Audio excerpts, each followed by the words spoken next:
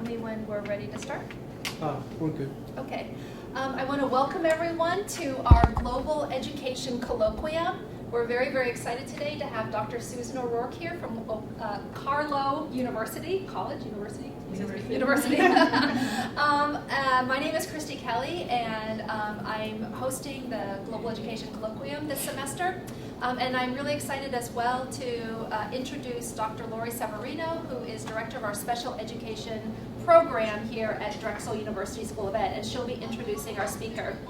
For those of you who are online, you can chat your questions in either via the YouTube channel or via Twitter, and we'll save those for the end of the presentation. Dr. Severino. My name is Christy Kelly, and Hello. I have the pleasure of introducing Susan O'Rourke, who I met not officially, but informally 3 years ago when I went to the DICES conference in Portugal, and then we've met each other at different conferences over the years, so I'm so glad that she could come and join us here. Dr. O'Rourke is a professor of education and program director for special education at Carlow University. She earned her doctorate in instructional design and technology and a master's degree in special ed from the University of Pittsburgh. She was a teacher for 10 years. She works with students with multiple disabilities, and her interests include international special education, which is why she's here today and is going to share some of her great experiences with us. She focuses on vulnerable children in developing countries, the integration of technology in classroom settings, distance education, and assisted technologies for student engagement. She specializes in teaching and learning of children with autism spectrum disorders and children with social, emotional, and behavior disorders. She has been past president of the Division of International Special Education Services, DICES, which is where we met, and a founding member of the Division of Performing and Visual Arts Education, or DARTS. Both divisions fall under the Council for Exceptional Children, CEC. And so I would love to introduce Dr. Susan O'Rourke. Thank you, Laurie. Thanks, Christy. I really very excited to be here today and to just kind of engage with colleagues and be able to just tell a few stories about some things that we are doing internationally, and appreciate this time with you today. What we're going to focus on today is the work that we're doing in Uganda, and we kind of characterize this as looking at how we can transform the educational system for inclusive practices in that country. We're focusing our work on vulnerable children, and vulnerable children is a term that is used widely in developing countries, not so widely in the U.S., so I thought it would be beneficial if we kind of defined what we mean by that. We're talking about kids who may develop atypically, and that would mean maybe they have a sensory impairment or a physical disability, intellectual disability, social, emotional disability, something like that. And we also focus on kids whose support structures, there we go, who have been compromised. So this would be children who are orphaned or whose parents are unable to care for them. And then finally, vulnerable children are children who have experienced some kind of trauma in abuse, conflict, or sexual exploitation. When we started to do this work, we realized that we needed to be able to understand if a particular region was really prepared or ready for the kinds of work that we wanted to do. So we went to Harvard University and looked at their theory of change model to identify the items, the things that were in place that would let us know that maybe the work that we were doing was going to be successful or not. What we recognized when we did backward mapping, which is a part of this change model, what we recognized was that in Uganda, they have already signed the UNCRPD, the United Nations Convention on the Rights of Persons with Disability, in 2008. So we understood that the government had recognized that there was a need for inclusive practices in Uganda. We also recognized that a positive aspect was that we were invited to come into Uganda. I had been working with diocese, as Laurie pointed out, for years, and there was a woman in Uganda, Victoria Nalango Namasisi. She was a Olympic sprinter, and she was represented Uganda in 1972 and 1976 Olympics. In Uganda, sports figures are respected, and so Victoria became a journalist and a coach for future Olympic teams. And eventually in the 1990s, the president of Uganda, Museveni, invited Victoria, or asked her to be one of his central leaders in a region. There's only 62 regions, and she was tapped to be his voice in that region. So she was a very powerful woman in Uganda. During that time, Kony's Lord's Resistance Army was coming into the northern part of Uganda and decimating the villages there, murdering people living in the villages, stealing their children, and just leaving a lot of the babies that were unattended to the side of the road to die. And so Victoria recognized that this was an issue, and so she was leaving her post, going up north, north to Gulu, gathering these small infants and bringing them back home with her. Eventually, she ended up with so many that she realized she could no longer do her job as a government official, and so she asked the president if she could step down and just start a children's home. And she started the Bright Kids Uganda Children's Home. Today, that home has 110 children who she's caring for. Along the way, she had adopted a child, Gloria, who had cerebral palsy. And Gloria couldn't live in the other dorm spaces with all of the other children, so she brought her into her own private home. She became very close to Gloria. Gloria was nonverbal, had limited motor ability, and was unable to speak. I said that with a nonverbal, a little bit of redundancy there. Anyways, so after the Uganda signed the UNCRPD, Victoria started to think, well, my Gloria should be able to go to school too, and she started to look for an educational system, school that might be able to take her. So she found one that concentrated on children with disabilities, the Entebbe Welfare School, and she enrolled Gloria into that school. And within 2 weeks, Gloria was dead, because the people in the school did not know how to care for a child like Gloria. So Victoria felt that she did not want her adopted daughter to die in vain. So she came to the United States, to the University of Pittsburgh, where she had a connection, and she was looking for someone to come in and train those teachers. And that's how I met Victoria in 2012, and she invited me in to train these teachers. So we knew that it seemed to me that some people in the country were starting to be ready to accept the fact that kids with disabilities should be included into their school systems. In Uganda, and as similar to other developing countries, mothers who give birth to a disabled child are viewed to be cursed. And so they are often abandoned by their husbands, they are often isolated. Even if they give birth to that child, they're often encouraged to literally leave that child by the side of the road and let it die. Or the mothers who believe that they can't do that, they hide those children, and they become the hidden children of Uganda because they don't want other people to think that they are cursed. So it's a difficult cultural norm to kind of break through.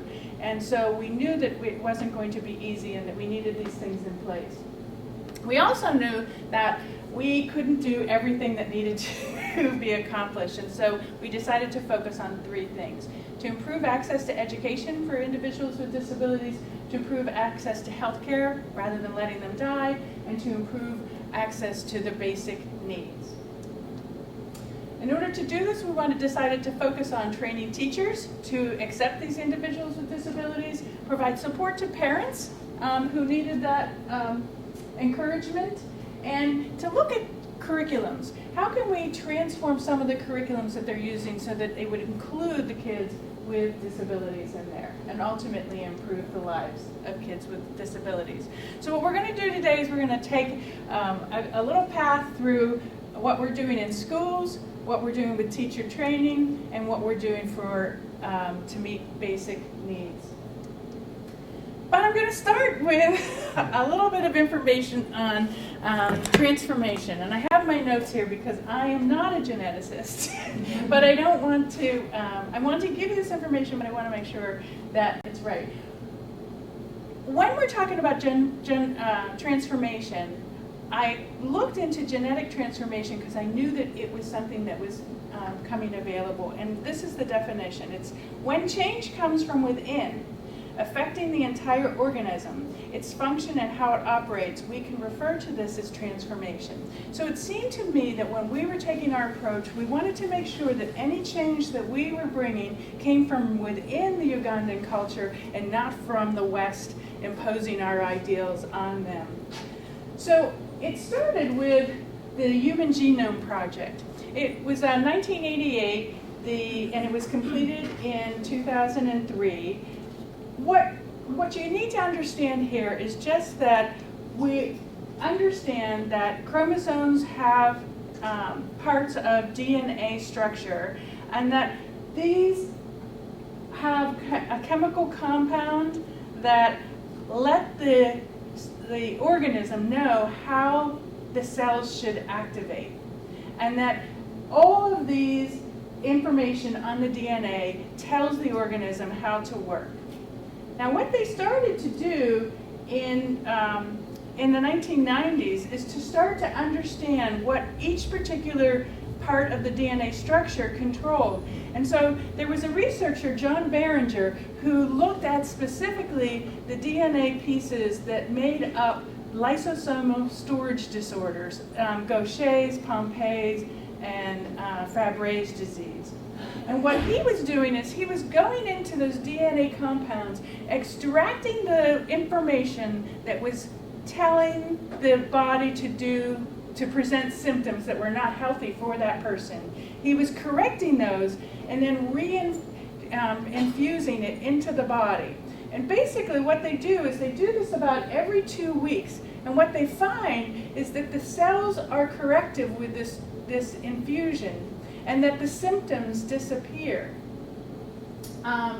This researcher is my brother-in-law, John Behringer. He passed away a couple years ago. I really miss him, but what he talked about was exactly what I was thinking. That's what we want to do in Uganda. We want to just look at what are some small things that we can change in that culture that will have system-wide positive effects.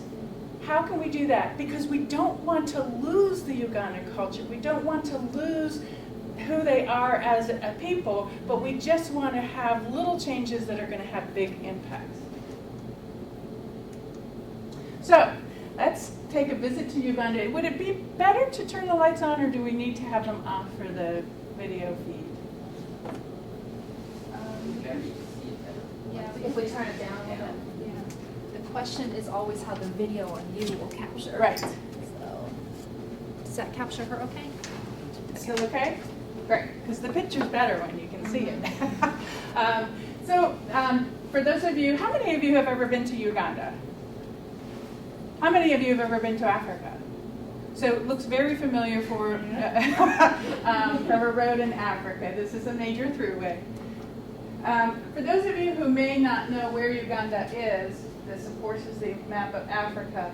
This is Lake Victoria right here. Uganda rests on the northern shore of Lake Victoria. To the east is Kenya, and to the south is Tanzania. Rwanda is here, the Congo is here, and Sudan, and now of course South Sudan is right up to the north.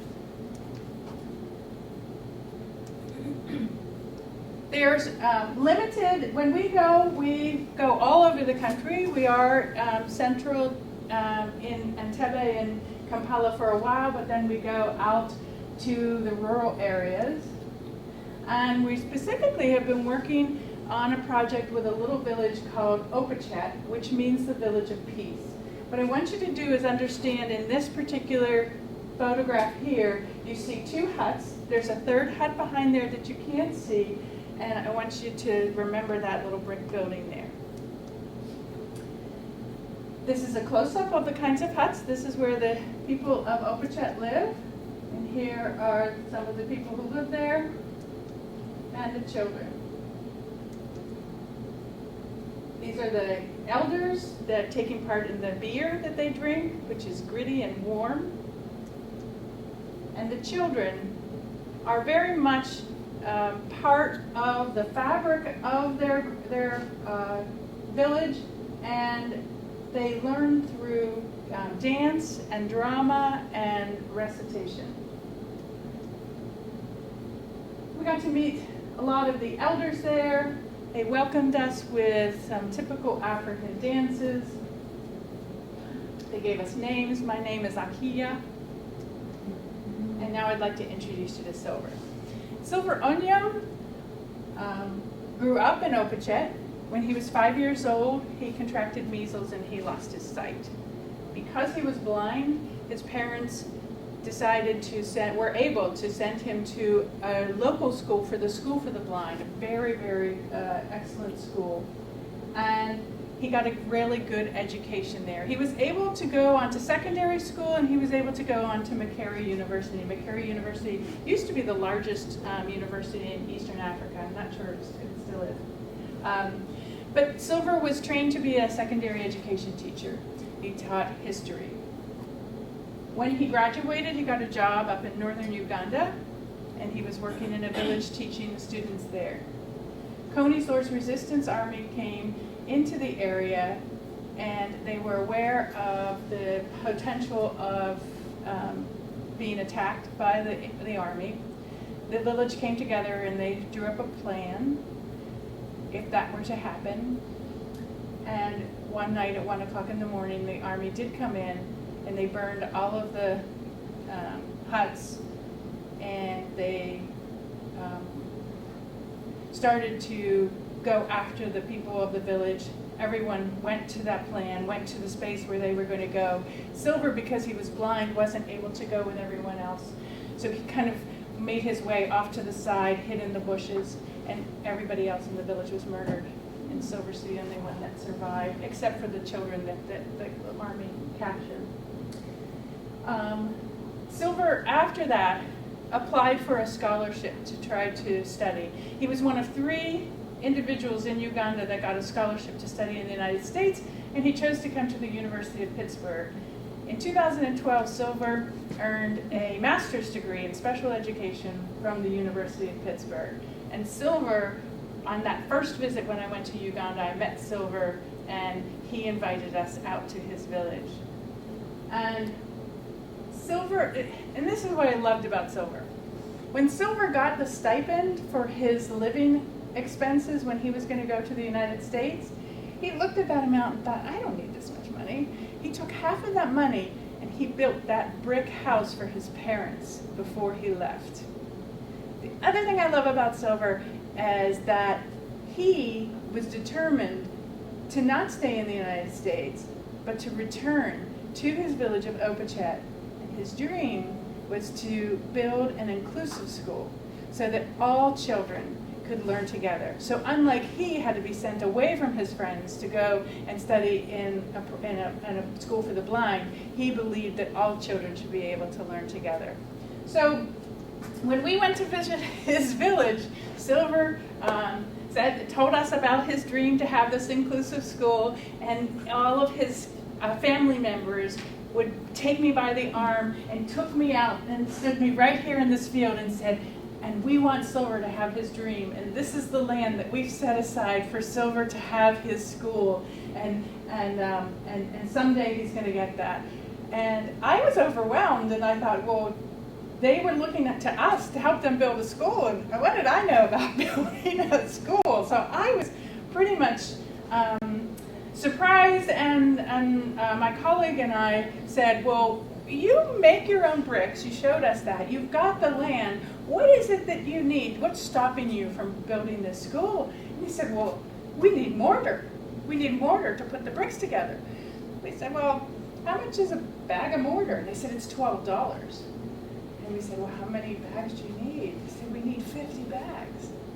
So my colleague and I said, I can do the math. I think maybe we can help them out. So we went back to Pittsburgh and we decided to have a bar crawl in the south side of Pittsburgh to raise money. And we raised over $2,000 to build this school. And we told Silver and his community that we were doing this, and what we didn't understand is how much effort they were going to put into making sure that this school was exactly what they wanted. In my head, I thought the school would be something around the size of this room. But they had other ideas. So on July 1st in 2014, we went to the village and started to build the school. And what I was surprised by is that they had family members who had graduated from McCary University in architecture and construction, and so they had grabbed all of these members, family members, and said, come back and help us. And they completed this whole draft of what they wanted their school to be. Now, this part right here is what you're going to see in the pictures. These other things are future plans. So these are the team that they put together. Next to me is Peter. Peter is the contractor. Next to him, and I'm sorry I can't remember his name, he's the lead mason. And behind him is Stephen. Stephen is a secondary teacher in Sorority and a board member for the school. And then of course Silver, and that's my colleague Mary who came with me. So when we came, we found out that the members of the Teso tribe had already dug out all of the dirt for the foundation, and they were prepared to have us make cement with them to put the foundation that day. What we were with the money that we brought, we were able to bring in the gravel that was needed, the mortar, and the transportation to get that gravel there. And so we spent the day making cement. I happened to have a father that taught me how to make cement, so I was ready to do it. Women don't typically do that kind of work, and so the members of the tribe got a real kick out of those of us who were doing that. What we did is they have this gravel, they throw the mortar down, the sand down, and then you have the water and you keep on turning it over with a shovel. It's very, very basic tools you'll see that we were using. String, sticks, that was the extent of the tools. But what they told us is they said the thing that was slowing us down was the water, because the water had to be carried from about 1/4 mile away, and we needed to have a lot of water to be making this cement. So we went down to the well, and this is the well that was hand dug, and they had been using it for generations. It is dirty. It's not something that they should drink, although apparently sometimes they do. It's usually the water that they use for their agriculture and of course for making bricks and cement. In order to speed up the process, they have some tools like some logs to help them with the pulley of the water coming up, and then we had all of these containers that we would fill up. And then I take students with me, so I had a couple students and we learned how to carry water on our heads. And we spent a lot of time carrying the water. I was not as good with it on my head. And so we kept on making the foundation. We laid the foundation that day. And the next part of building the school was to get the bricks that the community had already made and to start to build the walls. And what was really important, and this is going back to this transformation, we did not want to be a Western group coming in and building them a school. We needed for them, we really valued them feeling like it was theirs.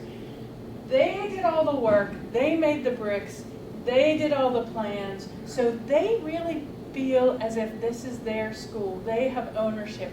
We are just part of just supporting them in whichever way we can. what we realized is that making the bricks takes a really long time.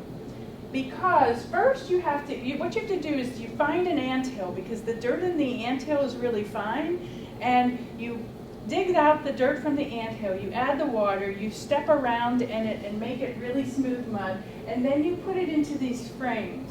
Now they only had 2 of these frames, so you can only make 4 bricks at a time, and it takes about, well, it took me about 5 minutes. I'm sure they could make it faster. But what we did was we went through the process of making the bricks. You carry them over to a row and set them down. Then they cover those bricks with hay and set that on fire for the first firing. Then they gather them up and put them into a kiln for the second firing. They can only do this when it's the dry season. As soon as the rainy season comes, they can't do it anymore. And so it was really taking some time to make all of those bricks. So you'll see in a minute how far we got. These are just pictures of the kids that were going to go to the school. This is one mother. When we go into Uganda and people hear that there's somebody that has an understanding of kids with disabilities, mothers bring their children from miles around. And this was a mom who brought her daughter. She doesn't have one eyeball and the other one doesn't have an iris. So this is a student that would normally have to go to the school for the blind, but may be able to go to the school if we could get it built. And then together with lots of normal kids like this little young one. We also, on our group, we had a muralist with us. Kyle Holbrook is internationally famous. He's done murals all over the world. He came with us to do some murals in some other schools, and he made the sign for us. And what we were able to do is we were able to get this ceremonial wall done during that day and put this up, and that was our team that went. So I came back after that experience and I went to the Rotary because I knew that the Rotary focuses on water, and that water was this huge problem. Not only did they not have enough to make the bricks and make the school, but they were walking 4 miles, the women were walking 4 miles to get clean water for drinking and eating. And I recognized that the Rotary would be able to focus on getting us water. But what I didn't expect was that they would actually get it done in 2 months. I went and just said, I know that you're respected in water, and if you would say that you were going to help us get this, then I could go to other places and try to get the money. But before I left this meeting, Betty Wade, the president, said, she stood up and she said, I've been raising money to save iguanas in Jamaica for 2 years. I would much rather help these people. So in 2 months, they got us $7,000, and in December 2014, we went and we drilled a clean water well for this village. It was really exciting. All of the people came out. It was a day, I don't think anybody believed it until it actually happened. I wasn't sure either. We had good signs that we were hit the right borehole. And again, we had gotten the geology readings from a tribes member who had studied in McCary. We also actually during this trip had a really good photographer with us, and she did some really wonderful work. And then while we were there, we tapped the first clean water. And this picture right here was taken right at the moment that the first clean water was coming out.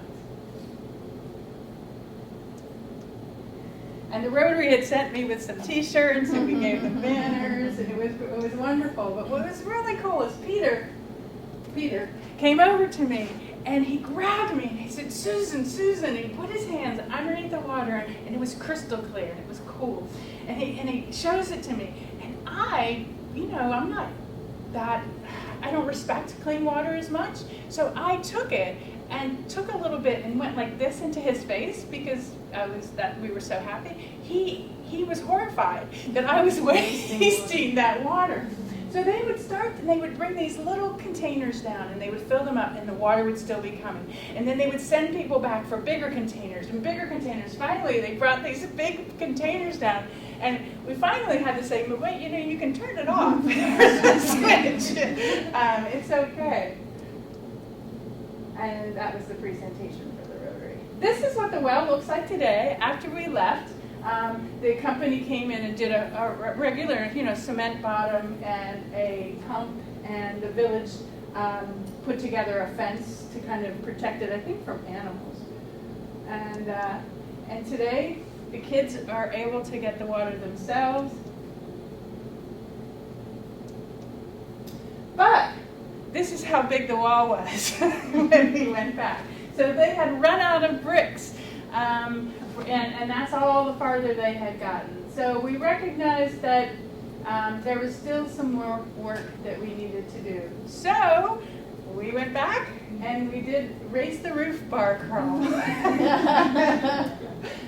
In this particular one, we raised over $4,000. It was catching on. And so when we went back last summer,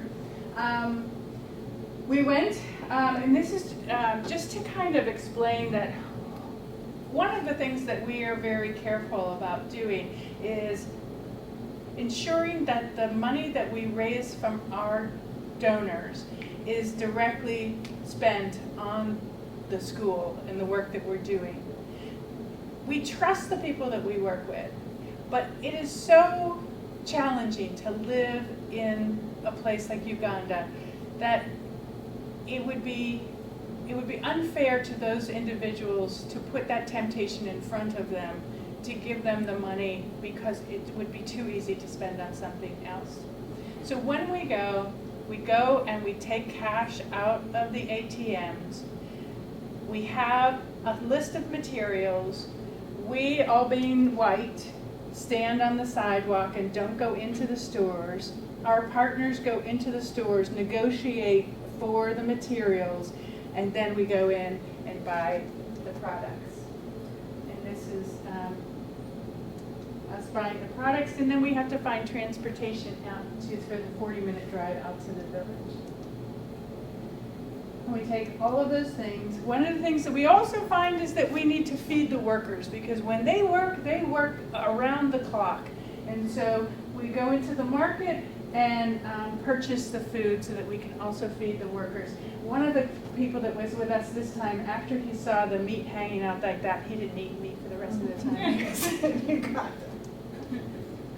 When we went out with the materials, all of the children who are now attending the school without any walls, remember the walls are this high, but the kids, they had over 200 kids showing up for school every day, and they were meeting underneath trees because they really, really wanted to learn, and they participated in bringing those bricks out to the school to help build their school.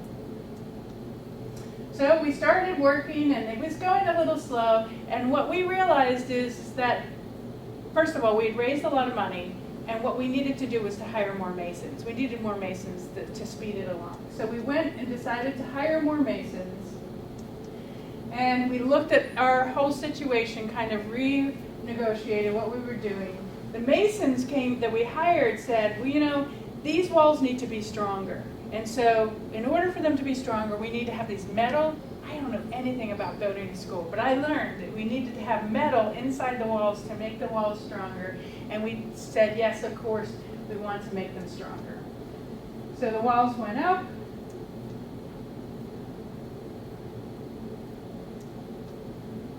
Now here are the kids, and this is something too that's really wonderful. Kids in Uganda have to wear a uniform when they go to school. These parents are really limited in their ability to pay for anything. But when they had their kids go into this school, they wanted their kids to feel like they were just like everybody else that's going to school. So the parents got together and picked out this uniform and all purchased their kids uniforms so that they could attend the school, so that they would look like other kids. Here are the teachers. These teachers are all certified teachers in Uganda, but they had been working in other areas of the country, but this area was their home.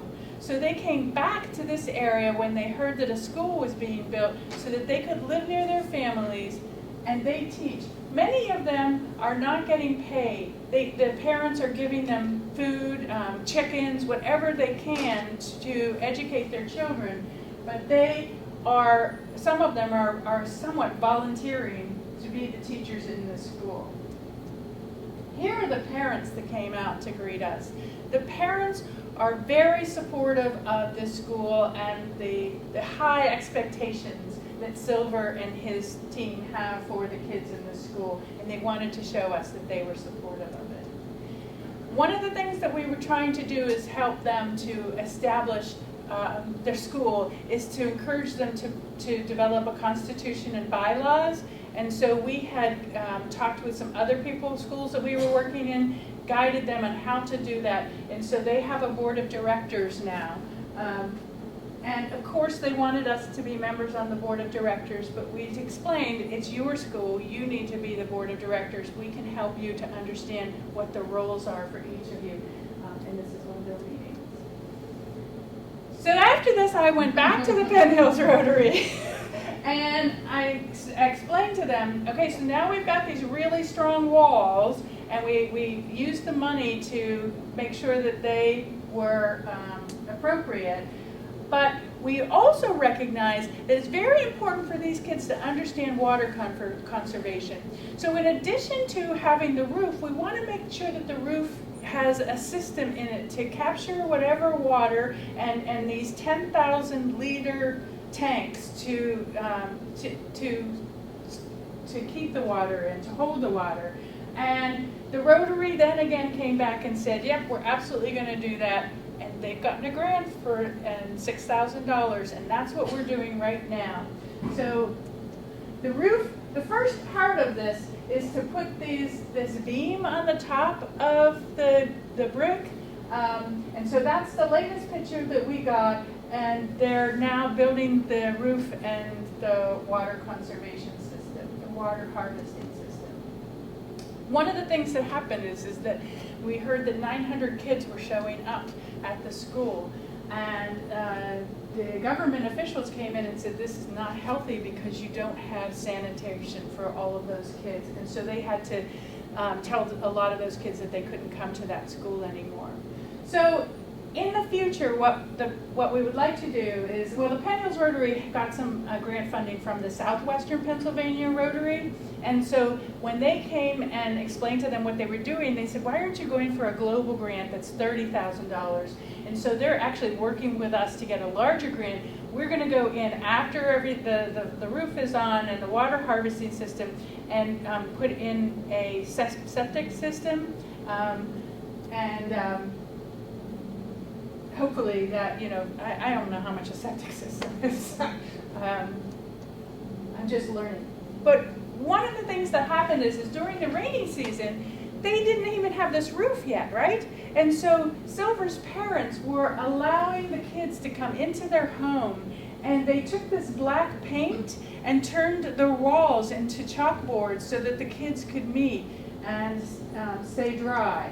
And then they built these little, what are they, like little shacks with bamboo and with plastic, and these are different classrooms where the kids have been learning until their school is done. So one of the things that we're doing now is we're having another bar crawl on May 6th in Pittsburgh, and we're going to use the funds this time to bring in desks and chairs and some materials for the teachers. And we also, I'm in a Catholic university, and Pope Francis declared this year a Jubilee Year of Mercy, and so I have many students who are working on raising different funds for we're calling it the Carlo Jam Jubilee Acts of Mercy. Do you have any questions on the school? Because I'm going to go into some of the other things that we're doing in Uganda now. Yes. I just was wondering if you could tell us how many kids who have different types of disabilities are attending the school now. And then the second question would be, you mentioned the children that were coming from other villages. I was wondering if there was any intention of building any different boarding facilities, because I know safety, maybe different distances are often a challenge in school access in these areas. Right. So to answer your first question, I have no idea. When we go there, we see kids with disabilities, but I haven't looked at. I haven't seen any kind of charts for that school as to how many of them have disabilities. In Uganda, generally, they think the population is about 16% individuals. Is that physical disabilities or that include cognitive disabilities? I think it includes more severe and those that you can see. So it would not include some of the disabilities that we have classified. It would not, but also because, I think it must be much higher than that, too, because of the stigma associated with having a child with a disability. I'm not sure that all of those kids have been counted. So we think it's probably much higher than 16%. They have talked about having boarding facilities, and that is part of the plan. We're trying to struggle a little bit with the idea that we personally feel like the kids should be in their families and that it would reduce the cost of going to school if they were close by, but it's not our decision to make. So they have talked about that. One of the reasons why they got the 900 kids showing up is that a few miles away is a government school. And the government school is free, except you have to buy, books and book bag and uniform. So it really isn't free, but it's not as expensive as the boarding schools. But they are so understaffed and they are so unqualified that the parents wanted to take their kids out and have them walk. Now, I know that Silver said that there were some kids that were staying with his parents in that brick house because they were coming too far. And certainly kids with disabilities, they said, were tending to want to come too. Thank you. Yes. Sorry, we're probably going to go to Q&A because we're getting questions online. Okay. We have about 15 minutes left, Okay. so we can squeeze in other stuff and people can stay afterwards. But there is a question online, how much of your work is done in consultation with government agencies? We always have to meet with a government official whenever you go into a region, and it is like a regular parade. So you go into the office, you have to sign the books, you meet with them. They oftentimes come. We invite them to have dinner with us. There's not really a payment involved, but you're expected to pay for that government official and for your security while you're there. And so there is a little bit on the outside, but when we have tried to meet with the head of the Ministry of Education, Sports and Education are together, we've been unsuccessful.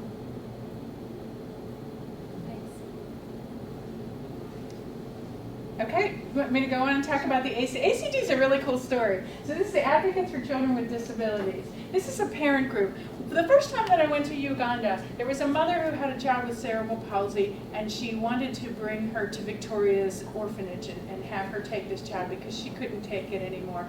So Victoria asked her, she said, I have a specialist coming, will you just wait and meet with her before you give me your child? So Susan came, her name was Susan, and she came and brought her son Darren to me. And Darren was just a sweet little kid of 2 years old, and he was very tight from the cerebral palsy and because there wasn't any kind of therapeutic interventions. So I just started to massage Darren, and he started to loosen up a little bit, and he started to coo. And his mother looked and she said, I've never heard him make that sound. All I ever hear is him crying. She had never experienced how her child could respond to her. Then when we put him down on a blanket on the grass and we had him propped himself up a little bit, we had her call his name. And we would say, he responds to you, Susan, because she didn't feel like the bonding between her child. And we said, he's responding, and she said, look, he doesn't respond. And she would call his name, and then she would turn to us and talk. And meanwhile, Darren's laying here trying to get his head up and to turn, and so finally we pointed out, and we said, he's responding to your voice, just not in the speed that you thought. Also, some doctors had said that Darren was blind because he couldn't track an object. Well, he has a lot of muscle involvement. So what we realized is that we could get him to track as long as we went really, really slowly. So he wasn't blind. So there was a lot of lack of information to this mom. So what we wanted to do was the next time we came back, we said, invite your parents in, bring their kids with disabilities. We'll sit down with them and talk to them about some things, not medically, because I'm not a doctor, but just educationally, communication, those kinds of things. So we had about 11 parents come, and so they ended up waiting for me while I was meeting with them individually, and they were sitting around this table and finally talking about what it felt like to have a child with a disability. And they realized that they were isolated, and this was a place where they could get support. So we encouraged them to form the Advocates for Children with Disabilities that day, and when we returned, over 100 people came to our meeting. We married the other girl, she's a counseling psychologist, and what we were doing is we were trying to give them some information on how they could support each other emotionally in this time, and to learn from them what their greatest challenges were. And we were talking, and these people were coming in, and the people at Banana Village, which is where we were having the session, were dragging in chairs from all over the place. And then they were bringing in benches because they ran out of chairs. And then we had to move the kids over. It was amazing how many people came. We had to break them up into groups because there were so many of them. We had a really good session, and what we learned from them that day is that they struggled financially because these were moms that could not leave their children with disabilities with anyone, and then they weren't able to work. So some of them were educated, some of them had college degrees, but were not able to have a job, and we understood that this was a problem. This is Darren, that's the little guy and his dad. There were some conditions there that we don't see anymore, like hydrocephalus.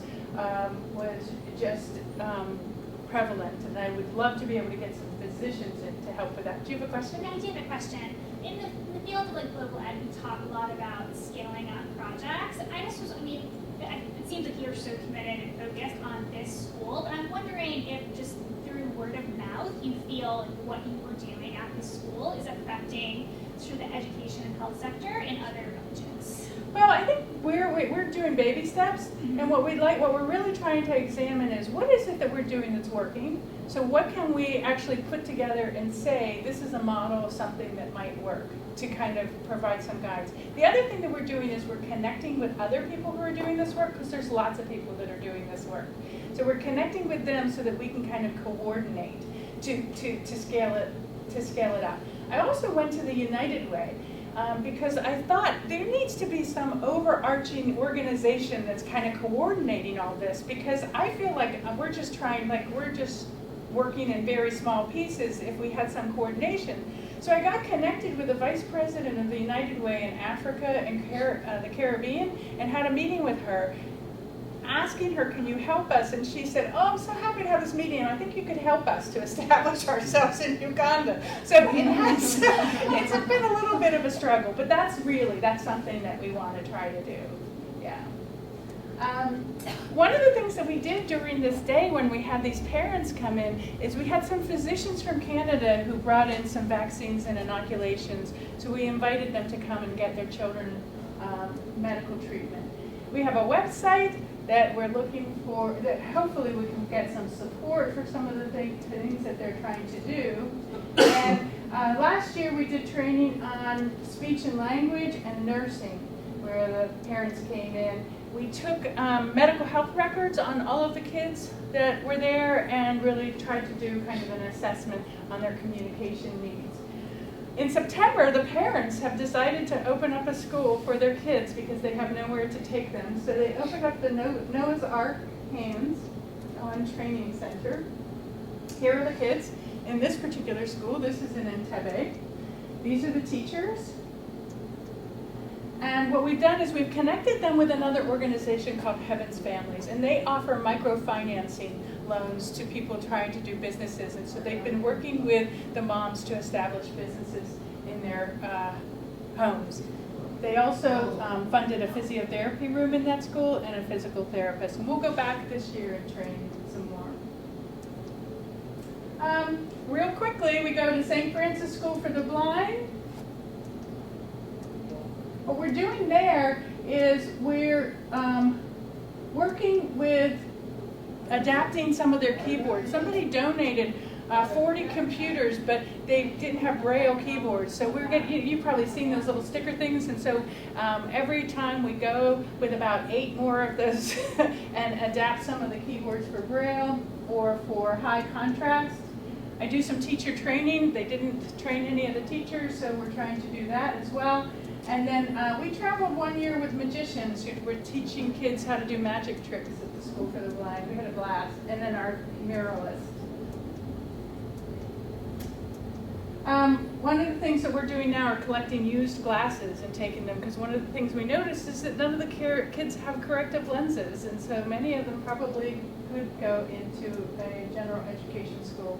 We also, albinism is a problem in Uganda. Their safety, because they're viewed as being mystical, and so they oftentimes are kidnapped for sacrifice. So we have somebody sponsoring him so he can go into the school. We do professional development sessions with teachers from all over. We're trying to teach them basic reasons why disabilities exist.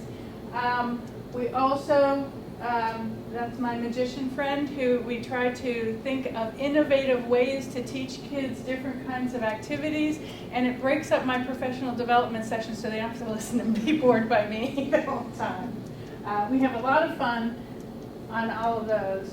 We've probably trained over 1,000 teachers so far in all the time.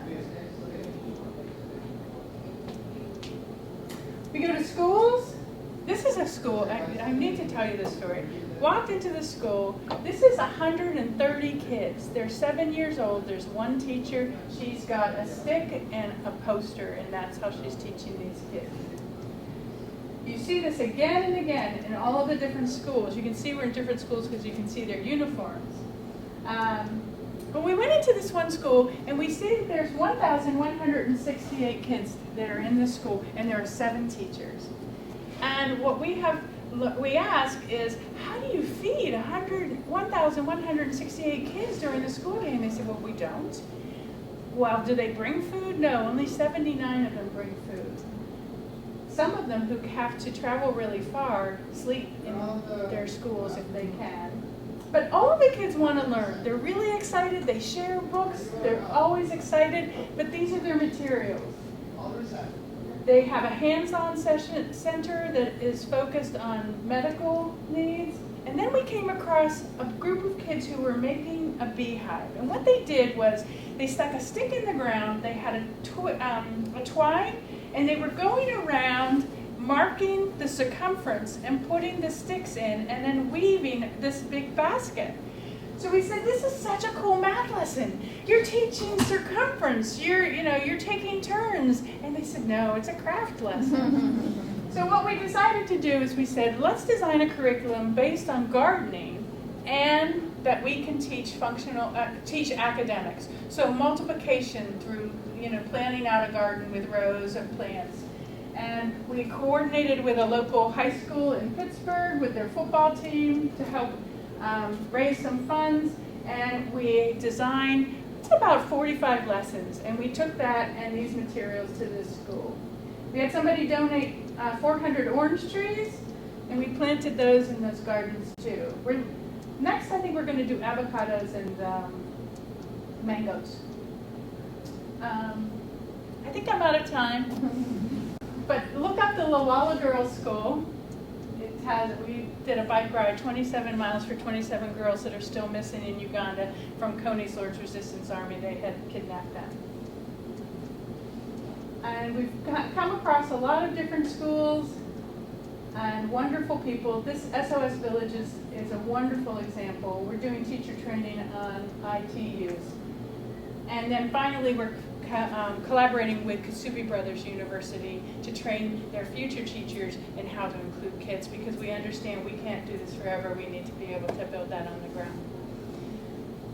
I told you I was We've got a lot going on. It's really exciting to hear about. We have a few minutes left for conversation and questions. So I'll open to the room first if anyone has any follow-up questions to what's already been asked. Yes.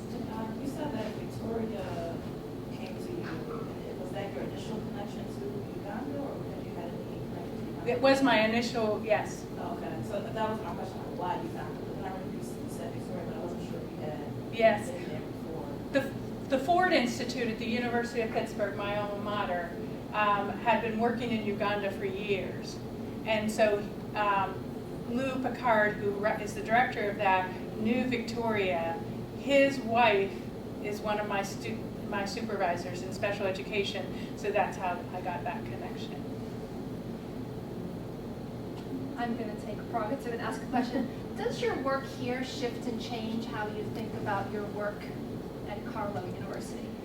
It does, it does. And so one of the things that I have really started to recognize is that I've moved away from teaching my students and giving them information, but instead I'm focusing on real world problems with my learning, with my lessons for my students. So I think that what they get out of looking at a particular problem, and it could be local or it could be in Uganda, or some of them are looking in Nicaragua, how you solve educational problems in those contexts with those resources and with those constraints, I think teaches them more about the whole educational philosophy, and so it has changed the way I teach that.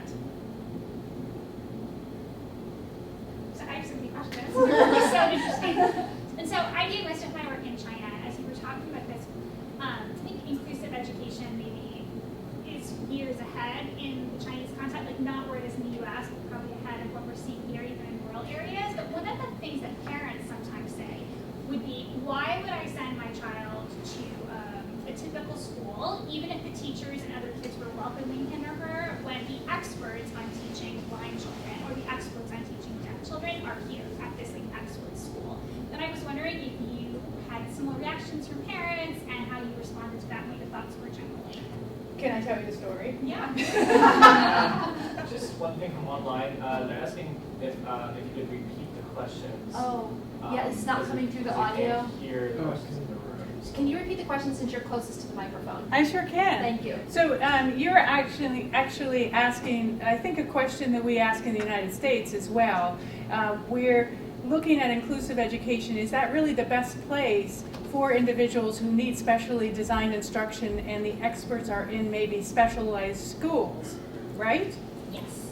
So I had a student, I worked at the Children's Institute of Pittsburgh, and I had a student when she was 5 years old, and the only muscles, she had cerebral palsy, the only muscles that she could control was her head just a little bit and her one knee. And so what we did was we had her switches put onto her wheelchair so that she had a switch on the right hand of her headrest, and when she wanted to turn right with her wheelchair, she would hit the switch to her right, and she had a headset on her left, and when she wanted to go to the left, she would hit to the left, and if she put her head back, she would go forward, and if she turned her knee on here, then she would go into reverse. What we did when she was doing this when she was 5, and when she progressed, we connected the same switches to a computer so that she could use scanners to be able to do all of her work. By the time she was 8, she was able to go to a general education school, and she graduated from high school, she graduated from college, she led the Republican National Convention with the Pledge of Allegiance. She's now written 2 books, and she lives on her own. And obviously she needs help because for that. So my answer is that there is a time for experts to be involved in the care of individuals with disabilities, especially those with complex issues. But the goal should always be to allow that child to go into and be successful with their peers in those settings. So I think if we come back to looking at what we tend to do in this country, and I hope we don't do it in the work that moving forward internationally, we need to keep the specialized instruction into special education. We need to make our decisions based on the context in which a child lives and the strengths and the challenges that that child faces. Anytime that we start saying everybody needs to go to an inclusive school, everybody should be in a specialized school, then we run the risk of not really making that the best choices for those children. And so I think that the same thing is true in other countries too. You really need to look what's available and what is available in the area, and what can that child be able to do, and what is the future context for that child. How are they going to function? Because your decisions are going to be different for the kid who may have to be independent in the future than for those that may have a family that would support them. That's great. Thank you. We have time for one more question. In the room, online? Great, well, thank you so much. It's Thank you. really been a pleasure to hear about your work, and I encourage everyone to go online and find the resources. We'll try to put something out to make those available. And thank you for those of you online. I really appreciate your questions. Thank you. All right. Okay. I invite those who are in the room to stay, have a drink, a cookie. You can talk a little bit more informally. And we'll see you next month, I hope, for the next talk, which is on SDGs, the Sustainable Development Goals for Education.